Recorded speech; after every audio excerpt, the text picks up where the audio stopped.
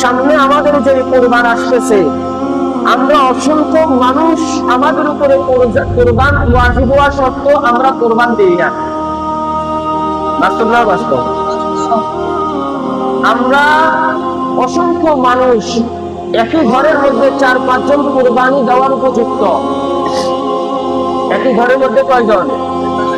বাপও কোরবান দিতে পারবে, মায়ও কোরবান দেওয়ার উপযুক্ত, সন্তান কোরবান দেওয়ার উপযুক্ত, সন্তানের বউ কোরবান দেওয়ার উপযুক্ত, কিন্তু সবাই কোরবানি দেয় না। ফ্যামিলিগতভাবে একজনে কোরবান দিয়ে দেয়। হুকুম হচ্ছে সবার উপরে, কিন্তু কোরবানি দেয় কতজনে? শুধু এখানেই শেষ নয়, এক ফ্যামিলিতে 5 জন কোরবানি দেওয়ার উপযুক্ত। দেখা যায় ওই ফ্যামিলি আরো এক ফ্যামিলির সাথে একত্রিত হয়েছে, এইভাবে 7 ফ্যামিলি একত্রিত হয়। 7 ফ্যামিলির মধ্যে 5 জন করে হলে 5-7 35 জন কোরবানি দেওয়ার উপযুক্ত, কিন্তু মাত্র 7 ভাগে একটা গরু কোরবানি দিয়ে। কথা বলেন আছে না? নাই আছে না? এই যে ইসলামের বিধান আমরা মানি না, এইগুলার শাস্তি আমরা মনে করি এইগুলার কোনো কিছুই নাই। আমি একবার একটা কথা বলেছিলাম, দুনিয়ার বিবেকে, দুনিয়ার চর্মচক্ষুতে আল্লাহর কুদরতের শাস্তি এবং নিয়ামত সহজে বোঝে না মানুষ। যেই ব্যক্তির উপরে কুরবানি দেওয়ার যে 5 দিন, কুরবানি দেওয়ার যে 3 দিন, এই 3 দিনের ভিতরে নেশাব পরিমাণ মাল যে ব্যক্তির কাছে থাকবে, সেই ব্যক্তির উপরে কুরবানি দেওয়া ওয়াজিব। কথা বলে না কি ওয়াজিব? কুরবানির যে কয়টা দিন, এই কয়টা দিনের ভিতরেই যদি আপনার কাছে নেশাব পরিমাণ সম্পদ থাকে, তাহলে আপনার উপরে কুরবানি দেওয়া কি ওয়াজিব। আদায় না করলে ওয়াজিব তরক করার কি গুনাহ আছে না নাই? আছে। এই গুনাহ আমরা দেখি না, তাই গুনাহ আমরা করতে দ্বিধাবোধ করি না। সওয়াব আমরা দেখি না, তাই সওয়াব কামাতেও আমরা চাই না। বাস্তব না বাস্তব? দুনিয়ার জমিনে টাকা দেখি, এই কারণে টাকার পিছনে দৌড়াই। দুনিয়ার জমিনে সম্পদ দেখি, এই কারণে সম্পদের পিছনে দৌড়াই। দুনিয়ার জমিনে উন্নতি দেখি, এই কারণে উন্নয়ন করার পিছনে দৌড়াই। ঠিক কিনা? কিন্তু আখিরাতের জিন্দেগিতে যে 2টা জিনিস দেখবেন, একটা হচ্ছে সওয়াব আর একটা হচ্ছে কি গুনাহ। এই 2টা জিনিস আমরা দেখি না, এই 2টা জিনিসের মধ্যে একটা আমরা ছাড়ি না, আর একটা আমরা ধরিও না। এক ফ্যামিলিতে 5 জন কোরবানি দেওয়ার উপযুক্ত, কিন্তু কোরবানি দেয় কয়টা? একটা। বাপের নামে, মায়ের নামে, অথবা সন্তানের উপর কোরবানি দেওয়া উচিত। সন্তান কোরবানির টাকা দিচ্ছে ঠিক, কিন্তু সন্তান তার কোরবানি দিতেছে তার বাবার নামে। কথা বলেন, কার নামে? বাবার নামে। হ্যাঁ, এরপরে দিয়ে আবার কি সন্তানের উপর কোরবান ওয়াজিব, সন্তান কোরবানি দিতেছে মায়ের নামে। কার নামে? এই মাসালাগুলো আসলে গুরুত্বপূর্ণ। যতজন ব্যক্তির উপরে ঘরের স্ত্রী, তার কাছে স্বর্ণ আছে 1 ভরি, কত ভরি? 1 ভরি, সাথে 10,000 টাকা আছে। 1 ভরি স্বর্ণ বিক্রি করলে 10,000 টাকা সহকারে যুক্ত করলে বর্তমান মার্কেট প্রাইস কত? 1-1.5 লাখের উপরে। কথা বলেন, 1.5 লাখ ধরলাম। 10,000 টাকা সহকারে 1,60,000 টাকা। 1,60,000 টাকা দিয়ে 52 ভরি রূপা ক্রয় করা যাবে না? 52 ভরি রূপা।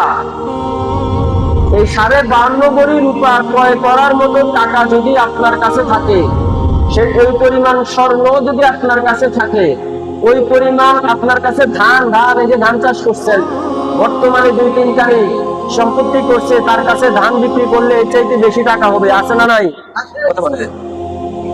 এইরকম 1-1.5 লক্ষ টাকা যদি আপনি মালিক থাকেন, তাহলে আপনার উপরে কোরবান দেওয়া ওয়াজিব। আপনার উপরে কোরবান দেওয়া কি? এই টাকা যদি কোনো মায়ের কাছে থাকে, ওই মায়ের উপরে কোরবান দেওয়া ওয়াজিব। এই টাকা যদি আপনার বাপের কাছে থাকে, আপনার বাপের উপরে কোরবান দেওয়া ওয়াজিব। এই টাকা যদি আপনার কাছে থাকে, আপনি সন্তানের উপর কোরবান দেওয়া ওয়াজিব। এই টাকা যদি আপনার সন্তানের কাছেও থাকে, আপনার সন্তানের উপর কোরবান দেওয়া ওয়াজিব। একই ফ্যামিলির এই পরিমাণ টাকা যদি কয়েকজনের মালিক হয়ে থাকেন, নিজ নিজ সম্পত্তির, তাহলে আপনাদের সকলের উপরে কোরবান দেওয়া ওয়াজিব। কথা বুঝাইতে পারছি? এবার আমরা ফ্যামিলিগতভাবে কোরবান দিয়ে থাকি মাত্র একটা, তাও আবার ভাগে, তাও আবার কি ভাগে। এত অভাব, ইসলামের বিধান পালন করতে গেলে এত অভাব, দুনিয়ার হাইসিয়ত, দুনিয়ার অবস্থান অর্জন করতে গেলে এত অভাব থাকে না। এই কারণে আজকে গিয়ে হিসাব করবেন, আপনার সন্তান সন্তানাদি, আপনার স্ত্রী, আপনি নিজে ঘরের মধ্যে বসে হিসাব করবেন আপনাদের উপরে কোরবান দেওয়া ওয়াজিব কি, কার কার উপরে ওয়াজিব।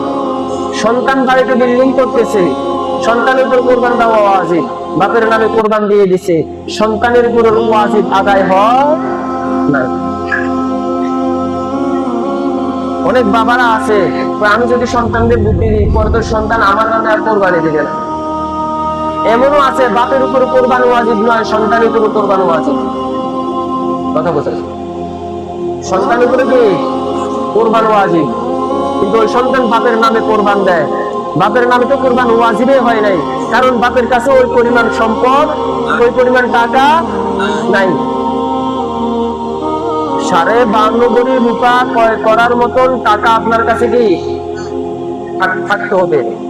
স্বর্ণ, রূপা এবং টাকা, আবার বোঝেন, স্বর্ণ, রূপা এবং কি টাকা, এই তিনটা জিনিস 52 ভরি রূপা ক্রয় করতে যত টাকা লাগে বর্তমান মার্কেট প্রাইস, ওই পরিমাণ যদি থাকে তাহলে আপনার উপরে কোরবান দেওয়া ওয়াজিব।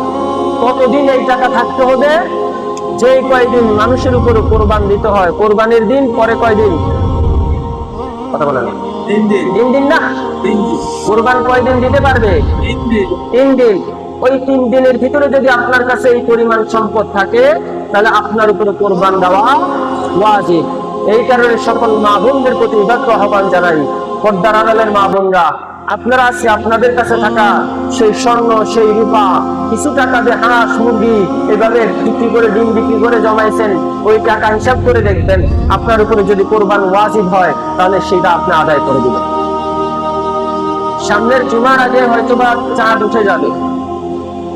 আজকের জুমার বিষয়গুলো আলোচনা না, মাসালাগত, এই কারণে বলতেছি কারণ এগুলো আমাদের আমলের দরকার, ঠিক না?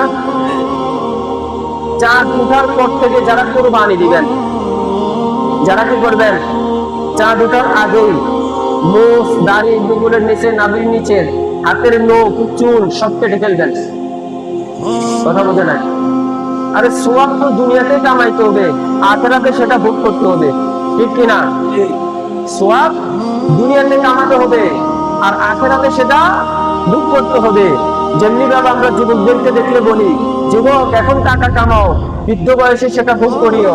এই কারণে দুনিয়াওয়ালাদেরকে আল্লাহ তাআলা বলে, ও দুনিয়াওয়ালারা, ও দুনিয়াওয়ালারা, দুনিয়াতে থেকে সোয়াব কামাও, আখিরাতে সেটা ভোগ করি। চাঁদ উঠার আগে হাতের নখ, মুখ, চুল, উগুলের নিচে, নাভির নিচের যত পশম আছে, হাত পায়ের নখ আছে, সব কিছু কেটে ফেলবেন। যারা কোরবানি দিবেন তাদের জন্য এটা মুস্তাহাব, এটা কি দ্বিগুণ সওয়াব। আবার যারা কোরবানি দিবে না তারাও যদি আমল করে তাহলে তাদেরকেও আল্লাহ তাআলা, আল্লাহ রাসূল বলেন, তাদের আমল নামাও এই পরিমাণ সওয়াব আল্লাহ কি করবেন, দিয়ে দিবেন। আপনাদের জন্য চাঁদটার আগে এগুলো কেটে ফেলবেন, একবারে গরু কোরবানি করে এসে এরপরে আবার কি, এবার হাতের নখ, চুল, দাড়ি যা যা কাটা সম্ভব কাটবেন। এটার দ্বিগুণ ফজিলত, অনেক ফজিলত। মনে থাকবে ইনশাআল্লাহ, এই আমলটা মনে থাকবে তো ইনশাআল্লাহ, থাকবে তো ইনশাআল্লাহ। আর যাদের পক্ষে সম্ভব 9 জিলহজ, যেদিন সবাই ময়দানে, আরাফার ময়দানে অবস্থান করবে, সেই দিন রোজা রাখা। সেই দিন কি রাখা? রোজা রাখা, উরফে আরাফার দিন। আল্লাহর ওই দিন আল্লাহ রাসূল সাল্লাল্লাহু আলাইহি ওয়াসাল্লাম আখিরি খুতবা দিয়েছিলেন, সবাই খোলা আসমানের নিচে আল্লাহ তাআলাকে স্মরণ করবে, বিশেষ এমন একটা দিন সেই দিন সারাক্ষণ আল্লাহর রহমতের সাকিনা নাজিল হতে থাকবে। বান্দা তো যে দোয়া করবে আল্লাহ সেই দোয়া কবুল করবে, বান্দা তো যেটা চাইবে আল্লাহ আপনাকে সেটাই দিবে। মানুষ বলে আল্লাহর কাছে কত কিছু চাই, কিন্তু আল্লাহ তো দেয় না। আল্লাহ বলে বান্দাকে আমি কোনোদিন খালি হাতে ফিরাই না। হয়তো কিছু জিনিস আমি দুনিয়াতে দিই, আর কিছু জিনিস আমি তাদেরকে আখিরাতে বোনাস দেওয়ার জন্য রেখে দিই। বলেন না সুবহানাল্লাহ। এই কারণে আমার ভাই ও বন্ধুগণ, এই যে বর্তমানে কয়েকটা মাসালাগুলো বলতেছি, সেগুলো অনুযায়ী নিজের জীবনকে গঠন করার চেষ্টা করুন, আমলি জিন্দেগি গঠন করুন। হাজার জ্ঞান অর্জন করবেন, হাজার জানবেন, কিন্তু যদি আমল না করেন কোনো ফায়দা লাভ নাই। আমিও সারাক্ষণ জুমার সময় আলোচনা করে লাভ নাই, আপনারাও শুনে কি নাই লাভ নাই। আল্লাহ তাআলা আমাদের সবাইকে এই মাসালাগুলো নিজের জীবনে, নিজের বাস্তবায়ন কর্মের মধ্যে ফিট করার, আমল করার তৌফিক দান করেন। আমিন। যারা 4 রাকাত কাবলার জুমা পড়েন না, তারা 4 রাকাত কাবলার জুমা পড়েন।